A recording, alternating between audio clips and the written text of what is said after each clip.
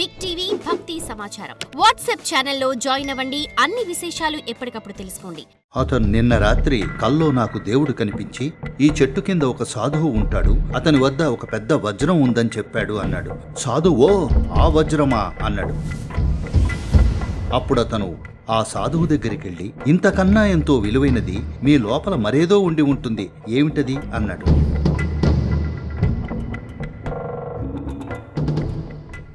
ఇతరులకి ఆదర్శంగా నిలిచేలా మేము మా జీవితాన్ని శిఖర స్థాయిలో జీవించాలనుకుంటున్నాం. అలా ఉండడానికి ఏమైనా 2 చిట్కాలు చెప్తారా?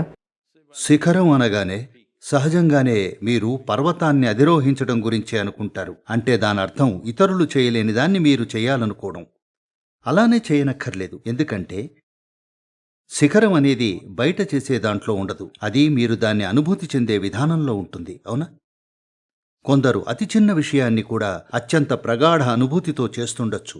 మరికొందరు ఎంతో గొప్ప విషయాన్ని కూడా చుట్టూ ఉన్న వాటి పట్ల ఏమాత్రం సున్నితత్వం లేకుండా చేస్తుండొచ్చు.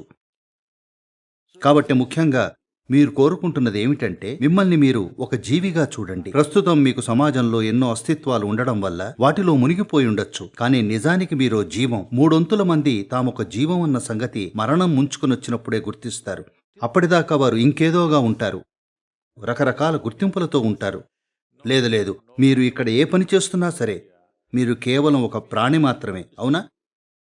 మన ద్వారా కొన్ని విషయాలు జరగడం అదృష్టం. దానివల్ల ఎన్నో జీవితాలు ప్రభావితమవుతాయి. మంచి విషయమే. అయినప్పటికీ ఇదొక జీవం మాత్రమే.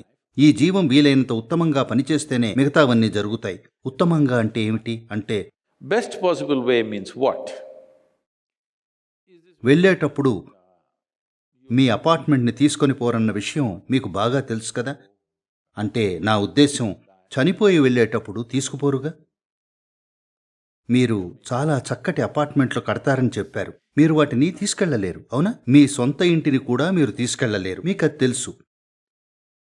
అందువల్ల మనకి ఇక్కడ ఇక మిగిలింది ఏమిటంటే ప్రగాఢమైన మీ అనుభూతి. అవునా? మీ అనుభూతి ఎంత ప్రగాఢంగా ఉన్నది అన్నదే. జీవితం ప్రగాఢంగా మారాలంటే మీరు చదువుకొనుంటే మీరు ఇది చేయగలరు అని కొందరంటారు. అందుకని అందరూ యూనివర్సిటీల వెంబడి పరిగెత్తారు. నేను వెళ్ళలేదు.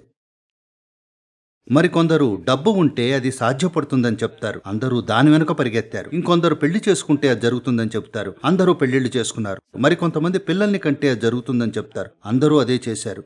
ఇంకొంతమంది ఇవన్నీ కాదు, ప్రపంచంలో పేరు పరపతి సాధించాలి అని చెప్తారు. జనాలు దాని వెనక పరిగెత్తారు. ప్రాథమికంగా ఏదైతే మీ అంతరంగంలో జరగాలో దాన్ని మీరు బయట నుంచి జరిగేలా చేద్దామనుకుంటున్నారు. ఏదైతే వాస్తవానికి మీ అంతరంగంలో జరగాలో దాన్ని బయట నుంచి జరిపించాలని చూస్తున్నారు. అవును, అది సాధ్యమే. కొన్నిసార్లు దాన్ని బయట నుండి ప్రేరేపించొచ్చు. కానీ అది జరగాల్సింది మాత్రం మీలోనే. మానవ అనుభూతి అంతా లోపల నుంచే కలుగుతుంది. అవునా? మీ ఆనందం, విచారం, నొప్పి, సుఖం ఏదైనా సరే, దుఃఖం, పారవస్యం అన్నీ మీ లోపల నుంచే కలుగుతాయి. ప్రశ్నల్లా మీ ఆనందం, మీ ప్రశాంతత, మీ ప్రేమ, మీ పారవస్యం ఇవన్నీ పుష్ స్టార్ట్లో ఉన్నాయా లేక సెల్ఫ్ స్టార్ట్లో ఉన్నాయా? నేను టెక్నాలజీ అప్గ్రేడేషన్ గురించి మాట్లాడుతున్నాను. 1950ల్లో అటూ ఇటూ సుమారు 50ల్లో మీరు ఒక కారు కొంటే దాన్ని వాడాలంటే ఉదయాన మరో 2 మనుషులు అవసరం వచ్చేది. ఎందుకంటే అది పుష్ స్టార్ట్. ఒకవేళ మీరు 60ల్లో కారు కొంటే అది క్రాంక్ స్టార్ట్. ఒకరు సరిపోతారు. ఈవేళ మన కార్లన్నీ సెల్ఫ్ స్టార్ట్. అవునా? టెక్నాలజీ అప్గ్రేడ్ అయింది. మీకు అత్యంత ముఖ్యమైనవి ప్రగాఢమైన మీ అనుభూతి, ఇంకా మీ జీవితానుభవంలోని ఆహ్లాదత. ప్రస్తుతం అవి పుష్ స్టార్ట్లో ఉన్నాయి. మీరు సంతోషంగా ఉండాలంటే ఈ ప్రపంచంలో ఎంతమందిని సరిచేయాలంటారు? మీరు ప్రశాంతంగా ఉండాలంటే ప్రపంచం మొత్తాన్ని సరిచేయాల్సి ఉంటుంది. కాబట్టి లెక్కలేనన్ని షరతులు అవసరం అవుతాయి. మీ అనుభూతి ఒక విధంగా ఉండాలంటే మానవాళి శ్రేయస్సు కోసం పడే ఆరాటంలో మనం ఈ ప్రపంచాన్నే తలకిందులు చేశాం. ఈ గ్రహాన్ని నిలువునా చీల్చేశాం. ఇంత చేసినా మనం అత్యంత ఆనందకరమైన తరమా అంటే కాదు. ఖచ్చితంగా మనది అత్యంత సౌకర్యవంతమైన తరమే. ఇంతకుముందు ఏ తరంలోనూ మనుషులు మీరు నేను అనుభవిస్తున్న ఇంతటి సౌఖ్యాలను, సౌలభ్యాలను పొందలేదు. అవునా? ఎప్పుడు? కానీ ఈ సౌకర్యాలన్నీ ఉన్నా మనది అత్యంత ఆనందకరమైన తరమా అంటే కాదు, మనది అత్యంత బాధాకరమైన తరం అనడం లేదు, కానీ ఖచ్చితంగా మనది అత్యంత ఆనందకరమైన తరం కాదు. ప్రశాంతంగా ఉన్నామా? లేం. ప్రేమగా ఉన్నామా? లేం. కాబట్టి మన అనుభూతి ఇప్పటికీ ఆదిమానవుడి అనుభూతి ఎలా ఉండేదో అలాగే ఉంది. అదే ఒత్తిడి. అతనిది ఆహారం కోసం వెతుకులాట, మీది తరువాతి అపార్ట్మెంట్ కోసం వెతుకులాట. నిత్యం అదే. అది వేరు అనుకోవచ్చు, కానీ కాదు, అది అల్పమైనదంతే. అవునా? హలో, మన మనుగడ ప్రక్రియను మనం ఈ విధంగా ఏర్పాటు చేసుకోవడంలోని ఉద్దేశ్యం ఇక మనం మనుగడ విషయంలో చింతించాల్సిన పని ఉండదు అని. అంతేగా? Hello? కుళాయి తిప్పగానే నీళ్లొస్తాయి. ఇది చిన్న విషయం అనుకోకండి. ఒక 100 సంవత్సరాల క్రితం నీరు కావాలంటే నదికి పోవాలి, తలపై మట్టి కుండ పెట్టుకుని. కాబట్టి ఇవాళ మనం ఈ సౌలభ్యాలన్నీ కల్పించుకున్నదెందుకు? ప్రతిరోజు మనుగడ గురించి చింతించాల్సిన అవసరం ఉండకూడదని, అన్నీ అమర్చబడి ఉండాలని. ఇలా అంతా అమరి ఉంటే మనం ఇక్కడ పారవస్యంలో ఉంటామనుకున్నాం, కానీ అది జరగలేదు. అది ఎందుకు జరగలేదంటే మనం దీని బాధ్యత తీసుకోలేదు. కాబట్టి మనిషి శిఖరస్థాయి అంటే మీరు మౌంట్ ఎవరెస్ట్ ఎక్కారని కాదు. నేను ఎవరెస్ట్ ఎక్కాను, తెలుసా మీకు? తెలీదా? అవును, శిఖరం పైకి. ఒక అతను అక్కడికి చేరుకుని చేతిలో నా ఫోటో పట్టుకుని ఫోటో దిగారు. అందువల్ల నేను ఎక్కాననే అనుకుంటాను.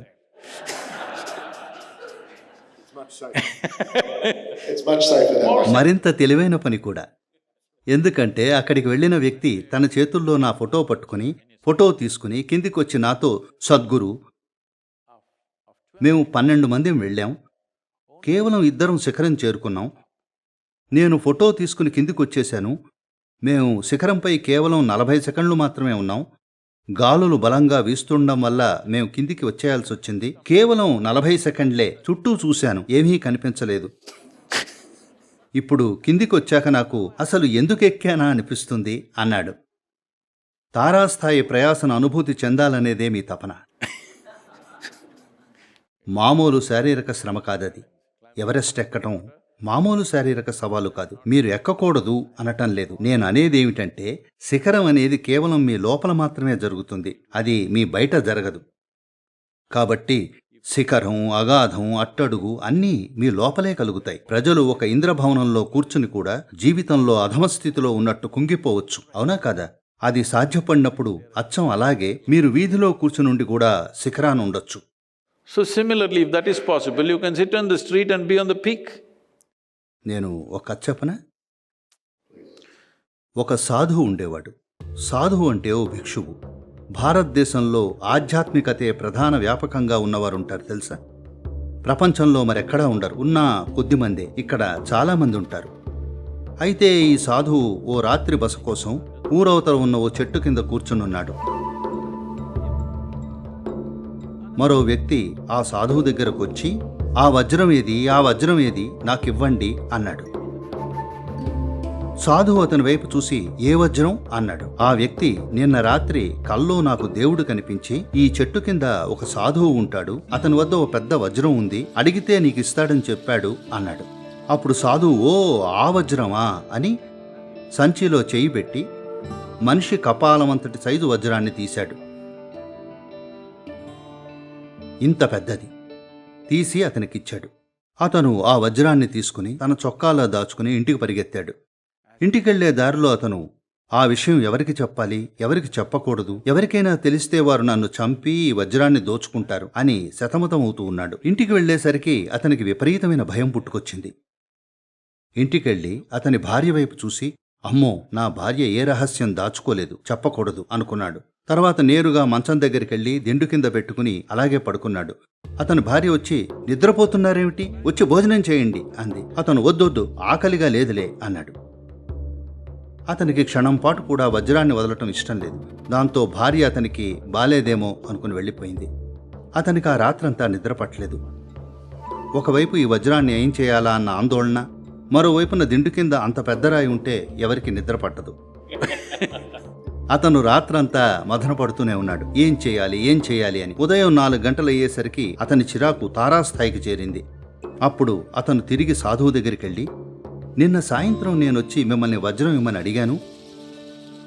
నేను ఎవరో ఏమిటో కూడా తెలుసుకోకుండా మీరు అంత పెద్ద వజ్రాన్ని నాకు ఇచ్చేశారు. ప్రపంచంలో అత్యంత విలువైన వస్తువు అదే, మీరు దాన్ని అలవోకగా ఇచ్చేశారు. మీరు ఇంత విలువైన వజ్రాన్ని ఇచ్చేశారంటే మీ దగ్గర ఇంతకన్నా విలువైంది మరేదో ఉండుంటుంది, అదేమిటి అని అడిగాడు. Far more precious than this. What is that? అప్పుడు ఆ సాధువు అతనితో, ఓ నీకు తెలివొచ్చిందన్నమాట. ఆ రాయిని అవతల పారేసి వచ్చి కూర్చో, అదేమిటో చూద్దాం అన్నాడు. అది తెలుసుకోవాల్సిన సమయం వచ్చింది. For more videos like this, subscribe Big TV channel.